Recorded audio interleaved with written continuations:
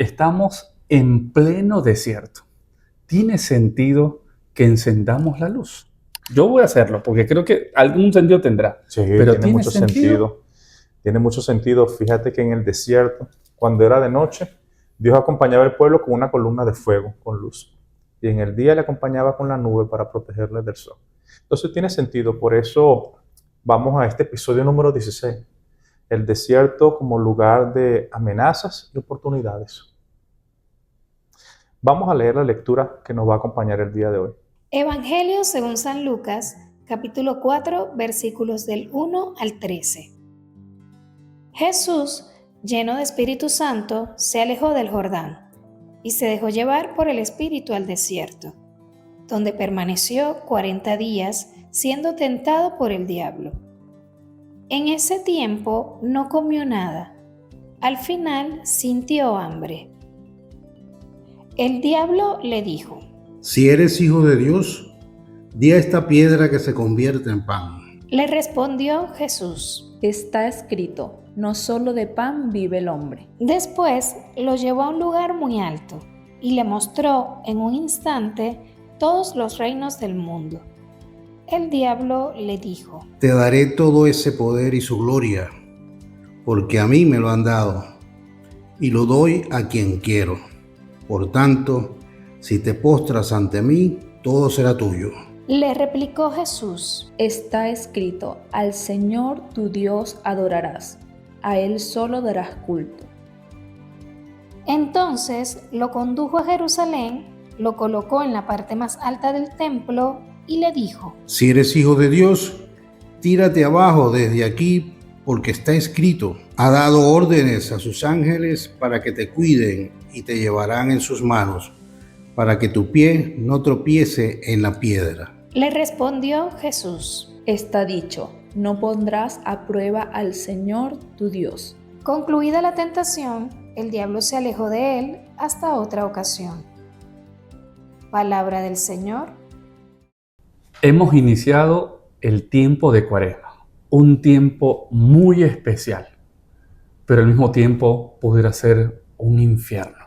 Un infierno porque las costumbres se nos hacen tan puntiagudas, tan punzantes, en donde o las cumplimos, o entonces no podemos seguir existiendo. O puede ser más bien un tiempo de gracia en donde la resurrección es la brújula. La resurrección es lo que nos permite recorrer este camino por este desierto que puede ser tan inclemente, pero al mismo tiempo tan sanador. Aníbal, ¿qué es eso de la Cuaresma? Bueno, la Cuaresma es un tiempo de preparación, 40 días, un tiempo de preparación para poder disfrutar, gozar y comprender, entender lo que es la Pascua, la resurrección. Entonces, de allí Cuaresma, de 40. ¿Y por qué entonces estamos metidos en medio del desierto? ¿Qué simbología tiene el desierto en todo este proceso? Bueno, el desierto, Dani, es un lugar primero puede ser un lugar de prueba, un lugar de probación, pero por otro lado es un lugar de preparación. Entonces, en la Biblia el desierto va a ser muy importante porque es allí donde muchos personajes del Antiguo Testamento, sobre todo, se encuentran con Dios o se preparan para algo. Por ejemplo, el pueblo de Dios que va a estar por el desierto, o Jesús que va a estar en el desierto, y así. Entonces es el lugar de preparación o incluso el lugar donde Dios nos enamora para un proyecto. Sí, a mí me gustó mucho cuando hablamos, que estamos preparando este episodio. Decía, el desierto es un lugar en donde, bueno, nos encontramos y nos revolcamos con los demonios, o es el lugar del enamoramiento con Dios. Sí. Y lo que supone es el lugar del enamoramiento con este camino espiritual, con este desarrollo espiritual. Entonces, bueno, desde hoy iniciamos 40 días para la preparación de lo que es realmente la columna vertebral de nuestra fe, que es precisamente eso, ese gran misterio pascual, la resurrección. Aníbal, yo siempre insisto, algún día podrán decir que muchos elementos de nuestra fe, ¿sí?, se descubren que no son verdad, y que bueno, que nos costaría muchísimo por toda esa tradición, por todos esos elementos. Siempre insisto, que bueno, que Jesús no nació en Belén, sino que nació en Maracaibo, ¿no?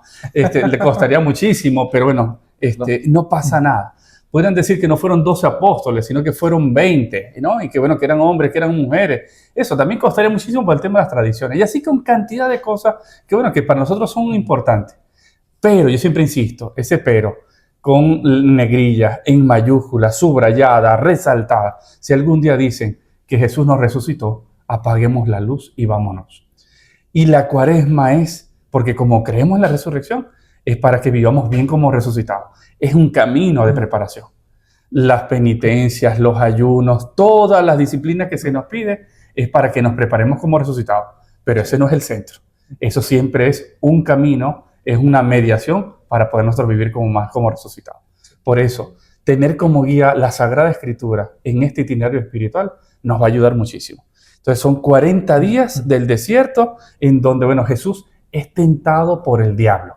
Una palabra que no nos gusta decir, que no nos gusta escuchar, eso, son tentados por el diablo. Entonces, sí nos puede decir, ¿qué es eso de que Jesús pasó 40 días y además fue tentado por el diablo? Sí. Ahí son dos cosas importantes. Bueno, tres. Primero, Jesús sabe que el desierto es un lugar de encuentro con Dios, pero también de probación. Por eso se deja llevar por el Espíritu. Ya dijimos en otra oportunidad que el Evangelio de Lucas es el Evangelio del Espíritu Santo. Por otro lado, el desierto como lugar de oportunidad, porque puede ser un lugar, como lo hemos dicho en otros momentos, de temperaturas extremas, ausencia de agua, etc. Pero también un lugar donde se puede conseguir vida. Y de allí recuerdo una experiencia que tú tuviste que no voy a mencionar en este momento. Lo de 40 días también como número simbólico. 40 días el diluvio, 40 años por el desierto, pero detrás de cada 40 hay algo positivo. Detrás de los 40 días del diluvio hay una nueva creación. Detrás de los 40 años está la libertad del pueblo. Detrás de los 40 días que Jesús está en el desierto, viene el anuncio del reino. Entonces, esa combinación de desierto y 40, en el fondo suma algo muy positivo en este contexto. Mira, ¿y el diablo? Es una palabra que es muy dura, muy difícil, Sí. pero cuando uno le pone también lupa, yo creo que nos abre un camino importante. Sí, diablo es una palabra que viene de día a través de y bolos, de un verbo que es lanzar, tirar. Entonces, diablo es el que separa, el que divide. Por supuesto que nosotros creemos en una vida después de en entidades que no son materiales o no pueden ser vistas por nosotros. Pero en este contexto, diablo no es una entidad fuera, sino que es todo aquel o todo aquello que causa división. Y es muy gracioso porque incluso dentro de nosotros puede haber divisiones, puede haber mecanismos de autoengaños, de saboteo, y allí es donde aparece el diablo para tratar de engañar a Jesús, ponerle la trampa, tentarlo. Entonces, por eso, un criterio de discernimiento en este tiempo de Cuaresma es poder ir identificando en el camino qué es lo que me está separando, qué es en el fondo lo que me está desintegrando, Exactamente. qué es aquello que no me ayuda, que no me hace crecer en este camino espiritual. Y por eso reitero, insisto con esa figura, el tema de poner lupa. Un criterio. Bueno, no solamente nos quedemos con el diablo, con la figura de Cachito y demás, sino bueno, porque esa es una trampa en donde a veces no somos capaces de ver lo que nos está separando, lo que nos está viviendo interna en las relaciones nuestras, en medio de la familia, en medio del contexto político y social. Entonces, por eso, cuando algo nos está dividiendo, por eso ponerle lupa, especialmente en este tiempo de Cuaresma. Dice Lucas, son 3 tentaciones en las cuales eso se le da a Jesús. Donde el que divide, el que separa, el que al final termina de desintegrar, es el que pone de una otra forma a prueba a Jesús. Y la primera tentación dice así: si eres hijo de Dios, di a esta piedra que se convierta en pan. Mira, es una tentación bastante importante de estudiarla y verla, porque aquí la tentación, el diablo apunta a 2 elementos importantes del ser humano. Por un lado, la dignidad de Jesús, de Hijo de Dios, y por otro lado, las necesidades básicas. Y aquí es lo del pan. Jesús lleva 40 días sin comer, sin alimentarse. Entonces, es muy significativo que el diablo intenta que Jesús doblegue o deje de un lado su dignidad por alcanzar el pan. Jesús no está en contra de la lucha por el pan físico. Jesús lo que sí no quiere negociar es su dignidad. Y en una oportunidad yo te comentaba que ya Jesús tiene experiencia de esto porque sabe que el Imperio Romano ha hecho eso. Cada vez que un poder, que un imperio, que una fuerza descubre que tocando las necesidades básicas de la persona puede anular su dignidad, entramos en el ámbito del pan y circo del Imperio Romano. Y aquí en donde entonces sería una tentación el tema de no atentar con lo que supone las necesidades básicas de la vida. Sí. Porque bueno, pero está el tema de la comida como una necesidad esencial. Pero tú te has tocado un punto que es clave, la necesidad de poder vivir con dignidad. Sí. Y que eso nadie me lo puede robar. Pero bueno, en ese diablo que a veces podemos tener dentro, en donde bueno, que fácilmente nos dejamos de una otra forma comprar, diciendo por el miedo, por la desesperanza, por la desesperación, porque querer mi seguridad, incluso esas necesidades de la propia dignidad humana, del propio caminar de uno, ese puede ponerse como muy en peligro. Entonces por eso aquí no seamos literales. No es un tema solamente el tema del pan y lo que supone el tema del pan. Aquí supone el tema de esas necesidades para poder vivir dignamente, con bienestar y en felicidad.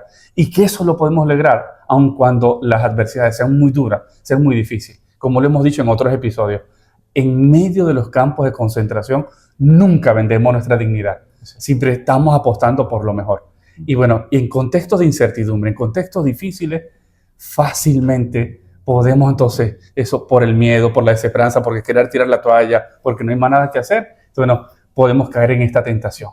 Entonces por eso, ponerle mucha lupa y poner mucho discernimiento en medio de este desierto. Segunda tentación, lo llevó a un lugar muy alto y le mostró en un instante todos los reinos del mundo. Esta tentación también es muy potente. Muestra todo y le dice, todo esto es tuyo si me adora.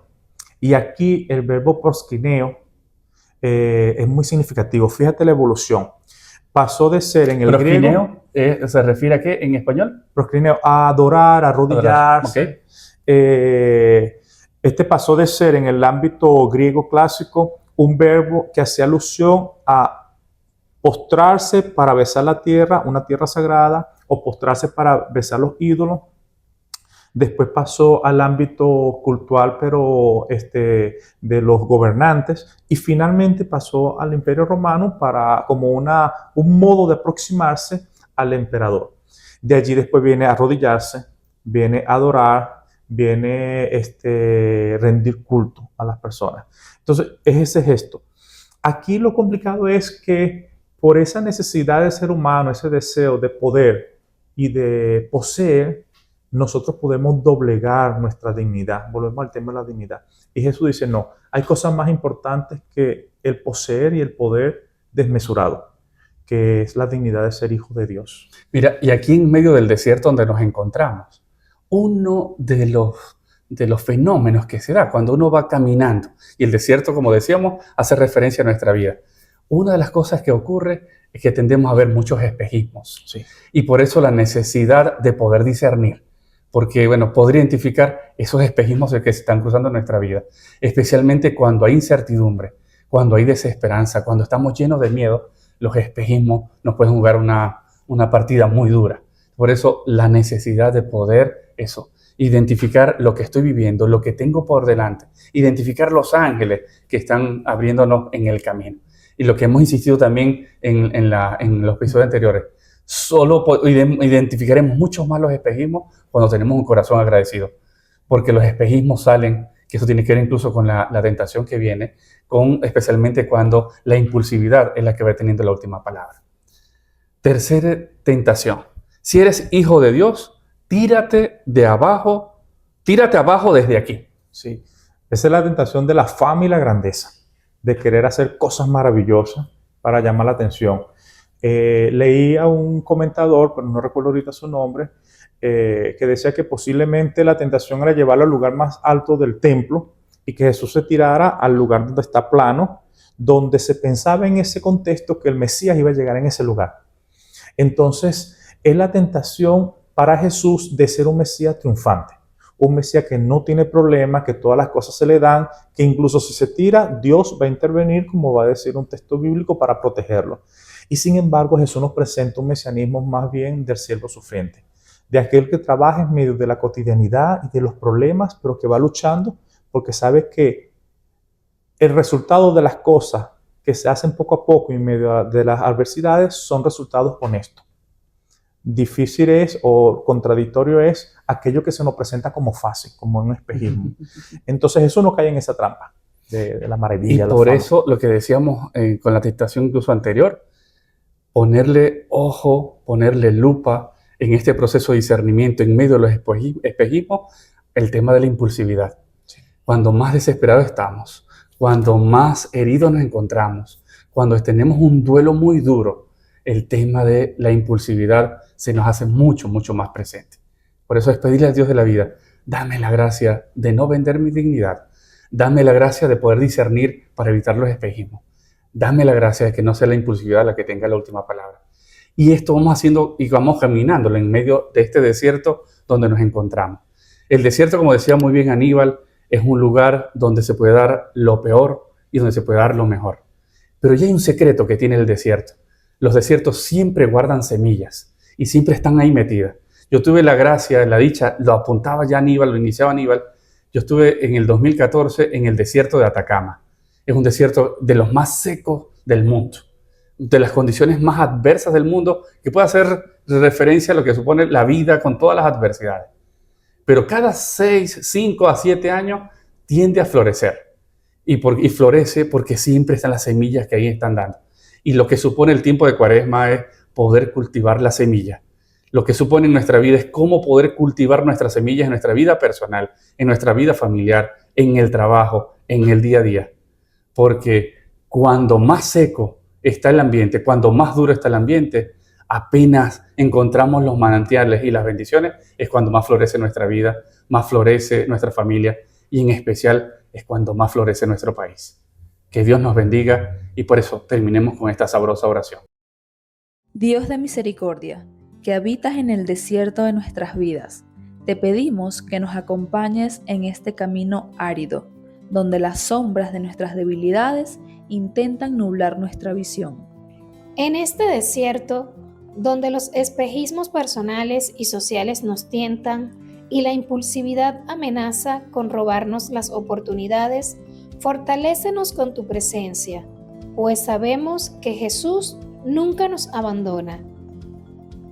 Ayúdanos a centrar nuestra resiliencia en ti, para que las semillas de esperanza, fe y dignidad que yacen enterradas en nuestro corazón germinen y transformen este desierto en un campo florido.